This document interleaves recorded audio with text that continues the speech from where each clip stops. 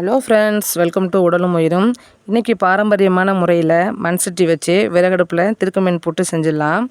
திருக்கமீனில் அதிகப்படியான vitamin B complex iron இருக்கிறதுனால ரத்த சோகை இருக்கிறவங்க இதை அதிகமாக எடுத்துக்கலாம். குழந்தை பெற்ற தாய்மார்கள் பத்திய மீனாக கொடுக்கப்படும் மீன்களில் அதிகப்படியாக கொடுக்கப்படுற மீன் திருக்கமீன். அப்படிப்பட்ட திருக்கமீனை வச்சு இன்றைக்கி ஒரு புட்டு செஞ்சிடலாம் வாங்க. அடுப்பை பற்ற வச்சு மண் சட்டியில் மீன் துண்டுகளை போட்டு மூழ்கிற அளவுக்கு தண்ணி சேர்த்து கொஞ்சம் உப்பு மஞ்சத்தூள் சேர்த்து நல்லா வேக வச்சு எடுத்துக்கலாம். வேக வச்ச துண்டுகளை குளிர்ச்சியான தண்ணீரில் போட்டு மீனில் உள்ள தோல் அப்புறம் எலும்பை எடுத்துகிட்டு நல்லா புழிஞ்சு எடுத்துக்கலாம். புழிஞ்சு எடுத்த இந்த பால்ஸோட இடித்து வச்ச பெருஞ்சீரகத்தூள், தேவையான அளவு பொறுமாத்தூள், மஞ்சத்தூள், உப்பு சேர்த்து நல்லா பிசைஞ்சு இந்த கலவையை தனியாக வச்சிடலாம்.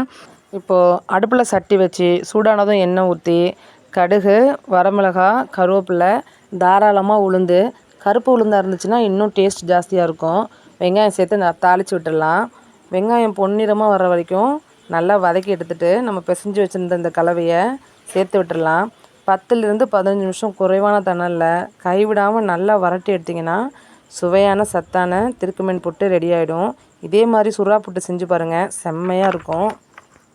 திருக்கமீன் வறுவல், குழந்தை பெற்றவங்களுக்கு பத்திய குழம்புன்னு அடுத்தடுத்த வீடியோவில் நம்ம பார்க்கலாம். காரம் முள் எதுவும் இல்லாதனால நம்ம குட்டீஸுக்கு பயப்படாமல் இது ஒரு ஸ்நாக் மாதிரியே கொடுத்துடலாம். திருக்கமீன் வாங்கினீங்கன்னா வீட்டில் உள்ள பொருட்களை மட்டுமே வச்சு இதே மாதிரி ஈஸியாக சத்தான திருக்கமீன் புட்டு செஞ்சு பார்த்துட்டு எனக்கு கமெண்டில் சொல்லுங்கள். வீடியோ பிடிச்சிருந்துச்சுன்னா லைக் பண்ணுங்கள், ஷேர் பண்ணுங்கள், கமெண்ட் பண்ணுங்கள் ஃப்ரெண்ட்ஸ். மறக்காமல் சப்ஸ்கிரைப் பண்ணிவிடுங்க. செஞ்சு பார்த்துட்டு எனக்கு கமெண்டில் சொல்லுங்கள் ஃப்ரெண்ட்ஸ். தேங்க்யூ.